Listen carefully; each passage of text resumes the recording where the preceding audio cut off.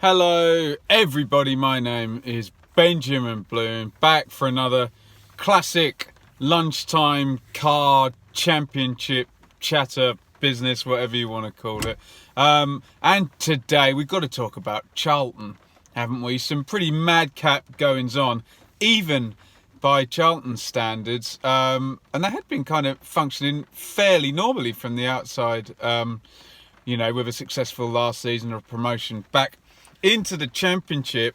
I was going to do a video last night after the first balmy statement issued by the club about manager Lee Bowyer, who just got them promoted, and a third place finish, playoff win. I was there.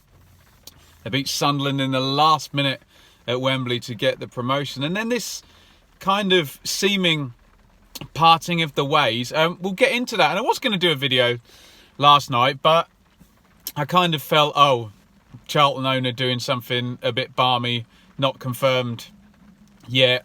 I'll keep my powder dry.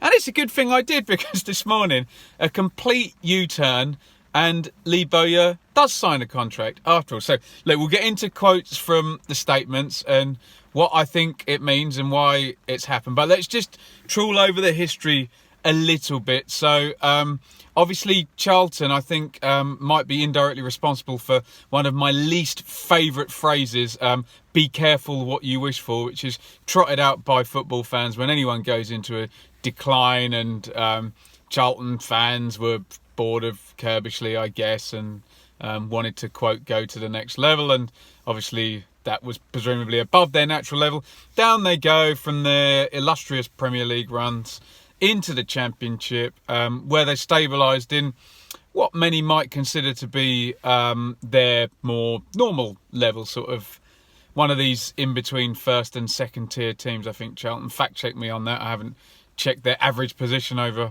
the post-war years. But so in 2014, they're taken over by Mr. Roland Duchâtelet, who even sounds like a Murder on the Orient Express type villain type person, who I believe is Belgian. Again, fact check me on that.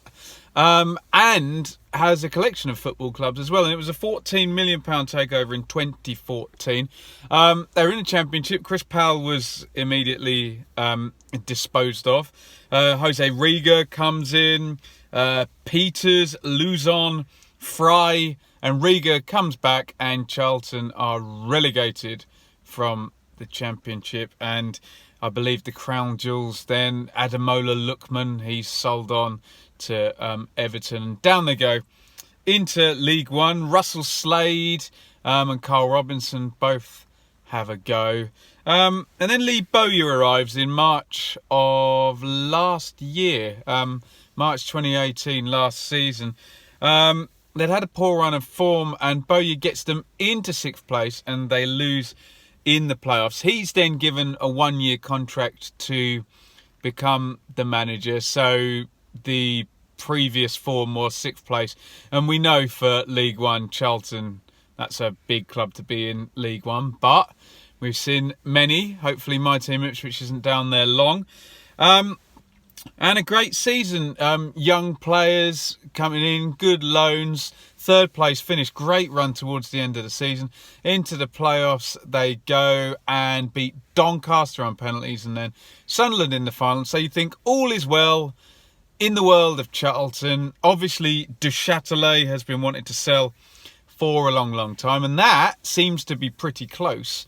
As I said, Bowyer signed a 1-year contract, so he's going to need to extend. And you would think surely this is a formality. They've gone up a division. He's got them promoted. He's built the squad. They're looking towards Championship type squad. We know Aribo is likely to go to Rangers very soon, but forgive me, I've forgotten the guy's name. Came in from Orient yesterday. So all looked okay. And then comes this statement yesterday, which we were chatting in my WhatsApp group, reminded me of the guy from Ratner's Jewellers who went on stage and basically said that the product they were selling was crap, and the stock price crashed, and his business kind of went down. It was that type of PR. So the statement comes out that Charlton had been unable to reach an agreement with Lee Bowyer, the manager who just got them up, that an offer had been made, but due to the fact that the club was going to be sold, increases in payroll, remember this is for the manager, kind of the most important guy there really on payroll, who's not in a sort of top executive position. So yeah, no payroll increases, or little or no. A 1-year extension had been offered, and I don't know what sort of code, this unwritten code, this breaks in football in terms of revealing wages and salaries and increases, but it was revealed that the contract offered was 6 times Lee Bowyer's salary as an assistant that he got in 2017. So obviously we would expect a manager to be paid more than an assistant. We would expect a manager working in the Championship to be paid more than one in League One. I think everyone understands that. We would expect a manager who'd achieved a team promotion to be presumably have something either already in his contract, or for that to be noted with it in the new contract. You know, we all expect more money when we do a good job. I think that's fine. I don't think anyone disagrees with Lee Bowyer maybe for asking for that, although we're going to find out that it's an agent in the way. I don't know why they need to come out and say 6 times that figure. They're looking for a big headline figure. It probably would have been more apropos for them to say what the increase was from last year, but they didn't do that, looking for the big headline perhaps.